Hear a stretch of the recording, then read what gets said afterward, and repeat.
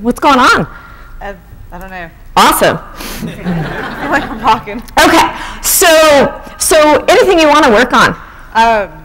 Yeah, I want to have a baby in the next year, but I want to still have an amazing life and have a career. Like, that's my fear. I feel like if I have a baby, my life is going to end. Well, look now. See, she's already hallucinating just fine.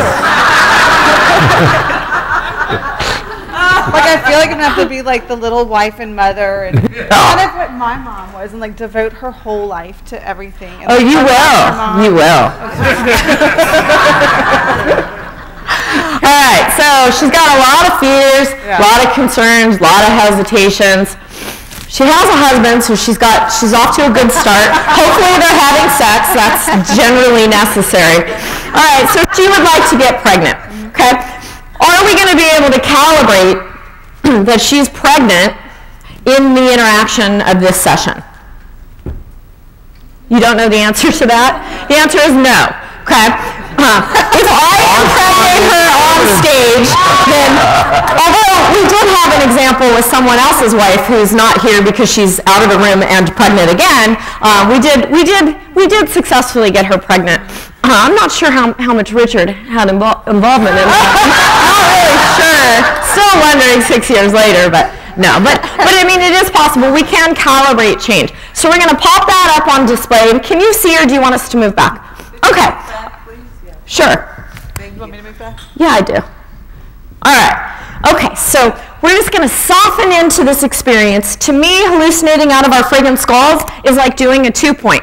But yesterday, when we learned the 2-point, we were like, all right, I'll pick a point here, and I'll pick a point here, and hope that something happens when I'm not paying attention, right? And we picked 2 points on the physical body. Well, everything to me is a 2-point between what we're noticing now and what we've yet to notice. We'll consider that the what we've yet to notice part, we're going to unpack that. We're going to move into that point, and we're going to describe that point not as a particle, not as a photon, but as wave-based interference patterns, symbolic representation of patterned information. Okay? So really, really simple. So we're going to pick a point. She's already changing. So I pick a point here just because I want to build upon the 2-point. And then I notice my attention takes me here. Okay? If I could notice, track, sense, or perceive something useful here, what's the first thing that gets my attention? How might I describe this pattern? Well, the first thing I notice is there's kind of a density to it. There's a heaviness to it. And it almost has like a hot lava, muddy constituency. And what I want to do is actually take that pattern and I want to move that back behind her brainstem. Then I notice like a bunch of red licorice coming out of her thyroid. Okay, let me just pause for a logical disclaimer. Am I really seeing red licorice coming out of her thyroid? Well, it might be black. I mean, it could be.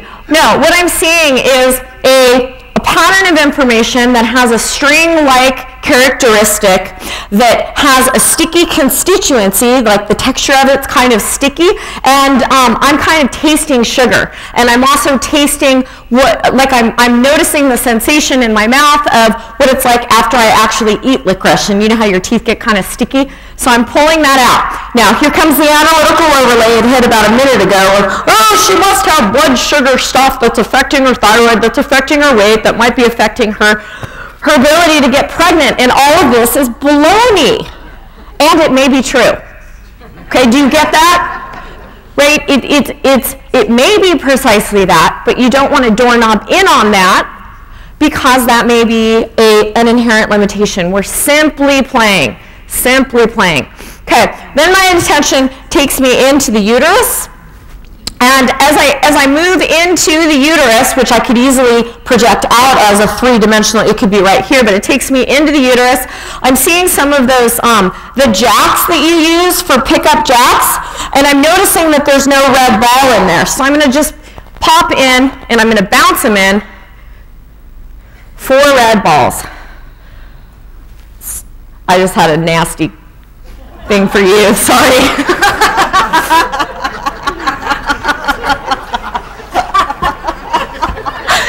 It was actually really logically nasty, but all right.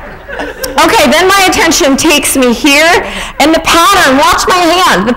My hand is kind of giving me the shape of the pattern. There's like a spiraling, and it's spiraling, but it's a flat spiral. Like there really isn't any dimension to it, and I want to expand that out. And as I do that, there's a bunch of like white smoke, almost like a cloud, but it's smoke, and it's smoky, smoky, smoky. And I want to move the smoke out.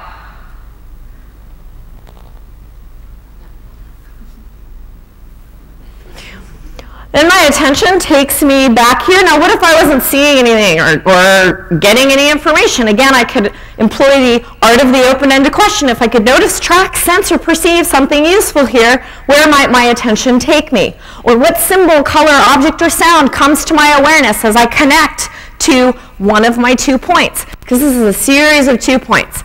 So my attention takes me here, and I get an image of a bunch of feathers coming up, and as I'm observing the feathers coming up, then I see it's almost like a mink, like the top of a mink shawl that like Snow White would wear. But then I hear the words of Corilla, which I don't even know anything about Corilla, but there's a Corilla pattern here, and we're going to morph the Corilla pattern to a gorilla pattern. That's funny. A gorilla pattern with a little apron that says cooking. All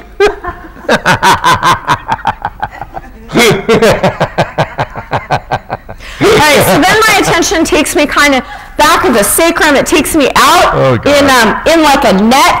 It's a net-like substance, but when I looked at it from over here, it changed when I moved over there. But when I looked at it from over here, the net was like, it wasn't just like a loose, free-flowing net. Like it had a bunch of hooks in it, and it was holding her down. When I moved over there, it changed, but when I came back here, I could still see it this way. So you get different patterns depending upon your location. I'm just going to unhook the nets, almost like if you would hook a tent into the ground. We're going to unhook those. I'm getting really hot.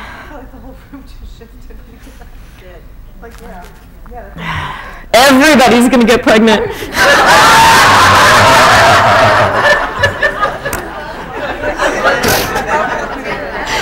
Then we'd have huge seminars because guys would be coming in like.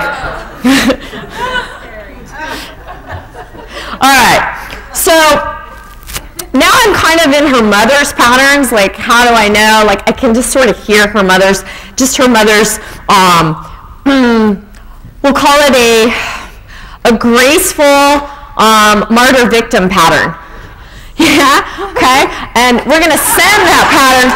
It looks like one of those badminton, like what's the thing that you hit in the badminton? The birdie. It looks like the birdie. So we're going to take the birdie, we're going to throw it up, and we're going to fire it out into a different dimension. 1 dimension, 2 dimension, 3 dimensions. And I can hear Richard say, don't mention it.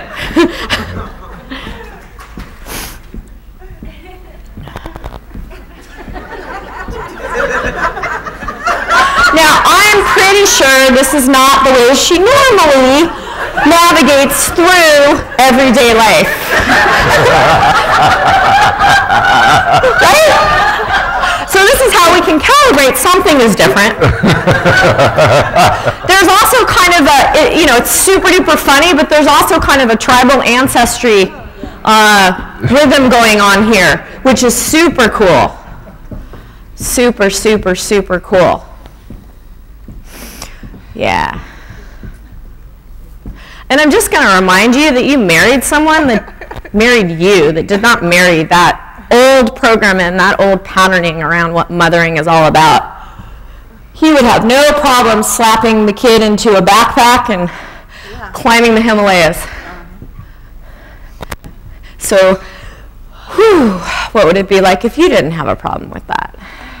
Oh, everything I just got. Everything. Everything. Okay, so then I'm noticing like a big, oh gosh, if there was like an extra large pizza from Little Caesars, but you just have the platter left over that they actually cook it on, not the one that they don't put put it on a silver platter when you get the box, but it's the platter that they use, but it's not silver, it's like rusted tin. It's rusted tin. So we're going to spray a little bit of organic, I don't know what it is, organic Windex, and we're just going to clean up the tin. Oh, look what happened. It wasn't organic after all. It's destroying the tin. Awesome.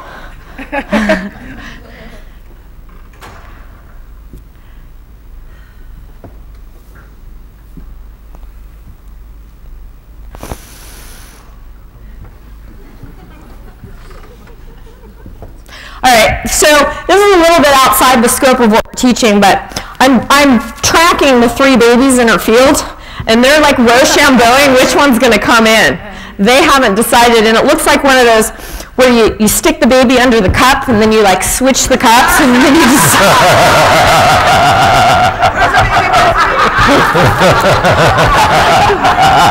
So that's cool. So here comes a little bit of an interpretation, but how I might interpret that, and it's not necessarily absolutely true, is they're just kind of waiting for you to be ready. Do you have twins in your... I'm a twin. You're a twin. Okay, yeah, well... There you have it, 2 out of 3.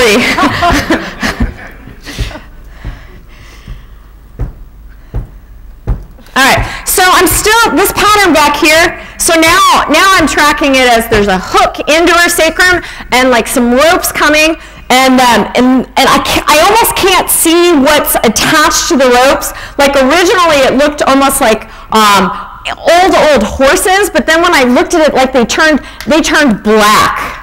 And so I'm not sure what to do with this pattern. Sometimes just observing a pattern is enough, but I want to see if I can't remove the ropes from whatever that pattern is.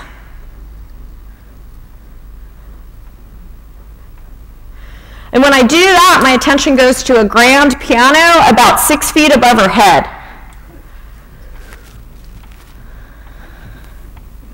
And so the logical mind goes, oh no, don't remove the ropes, the piano will drop. But that's not it, it's the pattern. It's the pattern we're talking about. Remember, she's like, oh, if I have a baby, my whole life's going to end. Yeah. So we'll just plop the little baby spirits, let them make some music. That lets those ropes go away. Just be okay with it. And now we're in Hawaiian huna. We've got lots of old patterns here. Ancestral patterns. Lots of morphic fields at play. So, I've got a frequency window. Frequency 1 wants to come in the base of her feet to enhance the vitality of the resonance with this new configuration of being in receivership, of having a baby. Frequency 3 wants to come in base of her sacrum to harmonize and balance herself without this thing that was back behind her. We could call it mother stuff.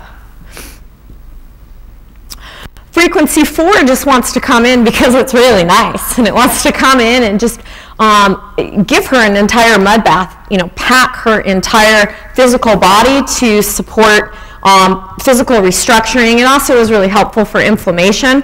And we're going to put extra 4 around the uterus and around the hips and the base of the pelvic floor.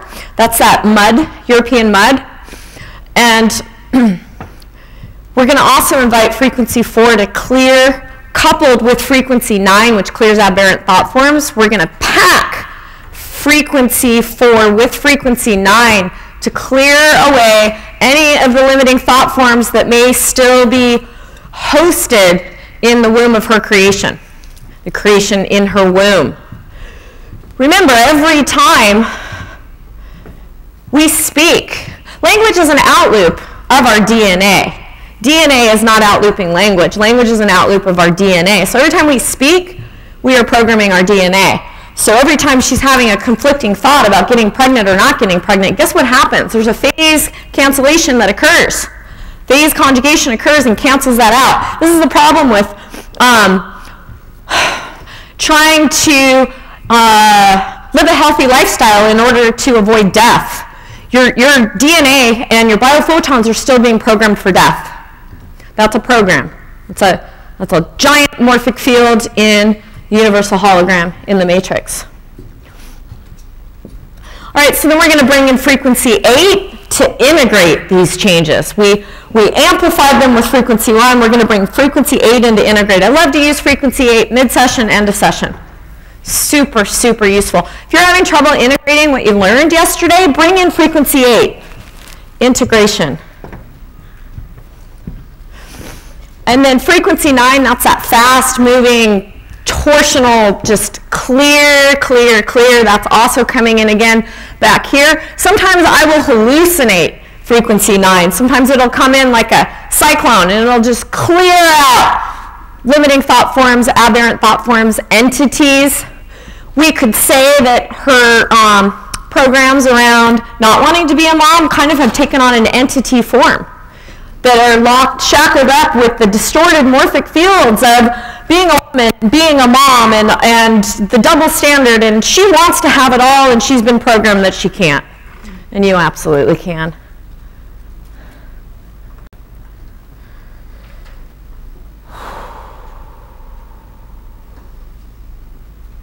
And then frequency 16 is coming in as little tiny dolphins that look like guppies. And they're so cute, and they're like, we want to go swimming in the fallopian tubes. We're going to go swimming, because it's like a slide for them, right? Like, yay! Catch the sperm! Sure, it's not a sperm whale.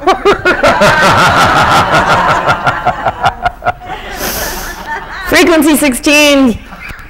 Dolphin intelligence, joy for no reason. Here's the other thing. Here comes another analytical overload, but I think it's important. Dolphins are one of the only mammals to have sex because it's joyful, not to just procreate, right? So remember that part. I think she's got that. No, I did not tell her to have sex with dolphins. Right, but don't get so hung up on the wanting to have a baby, not wanting to have a baby, then not wanting to have sex because you might get pregnant. Yeah. Do it because you can. So I just got my done window, but the field is not done. Now, I slowed everything down because I'm articulating the process. You do not need to articulate the process in order for the patterns of information that are coming in to be effective. The act of observation entangles observer with observed. However, we strongly encourage that you speak of what you are witnessing, because language is a function of the left brain, and it will bridge the hemispheres. When these patterns are coming in, you describing the patterns opens you up to whole brain awareness. Remember that what you're seeing is never, ever what you're seeing. It is a pattern of information that you are describing as fill in the blank or blanks, but don't shoot blanks. And don't shoot the piano player. He's gone. That pattern's gone. Now, we also, when we demonstrate, and maybe Richard will do another example, or else we're practicing. No, it's practice. Okay, so here's the other thing, is that it doesn't have to be an extensive process.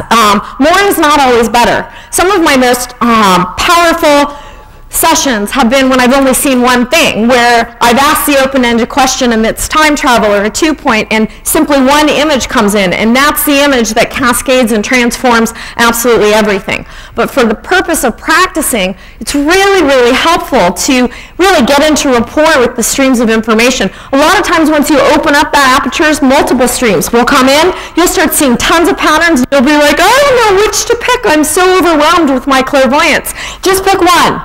Just pick one. Notice the moment you pick it that it might even begin to change the minute you observe it.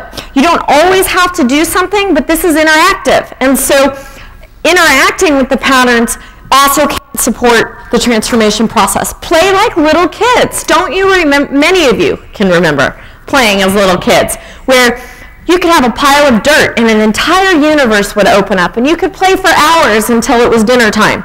And then one day someone said, stop playing in the dirt, it's dirty. Like, wow, that's so profound, dirt is dirty.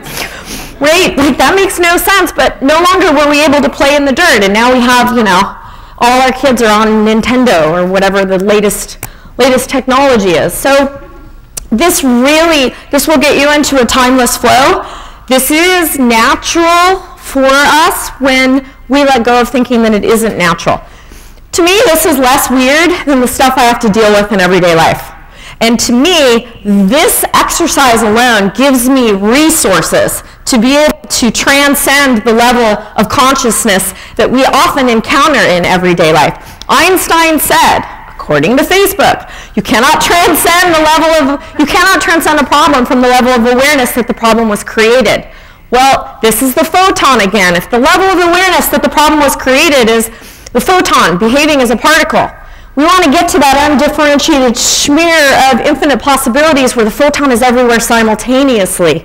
This transcends a limited consciousness into accessing the all from which new possibilities can unfold and actualize. So you can do this.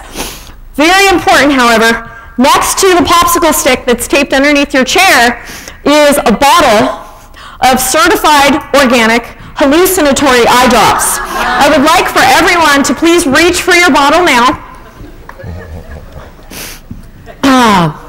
Don't worry, Richard's a doctor. He's licensed to prescribe in the state of Washington. All right, now. And in the state of confusion. The normal recommended dose is 3 drops in either eye. I highly recommend that you just go for pouring the entire bottle because it's organic. And that will support you in being able to see stuff, being able to expand the apertures of your awareness. Remember, the power of like an LSD trip is not in the actual chemical. It's in the chemicals that the brain produces after it interacts with the placeholder known as LSD. So you've all been dosed with playfulness. So let's go forth and play. And if you find that the frequencies are coming in during this practice, that's absolutely okay. So I didn't finish. This is the last loop I need to finish. I wanted to expand my hallucinatory skills when I first started interacting with the frequencies. I liked how they were somewhat linear and they actually went in order, and that it actually entailed that I was using my manual. So what I did is I set up a panel, numbers 1 through 21 in front of me, holographically, and I put light bulbs on top of each number. And then all I had to do was see which light bulb was on and then match the corresponding frequency. So for example, if the light bulb above frequency 15 is on, frequency 15, we could bring in frequency 15. So leverage the hallucinatory skills, or maybe what you want to do is, do you remember the electric company when they used to teach you how to speak phonetically, and they would say like, the only word I can remember because it was my first word is shit. Like they would fling the words, but they would fling the words out and you would see the letters, but you could take any other word. So see the numbers of the frequencies coming out of your mouth or coming out of your hand. So see the numbers going in, and this will support your hallucinatory awareness. Okay? And if I offended anyone with the truth of my very first word, I apologize. I was just mimicking my mother. So go forth and have fun, and we'll let you know when we're ready to continue. We're going to just sprinkle more hallucinatory support in the field. You will not go crazy, and go crazy.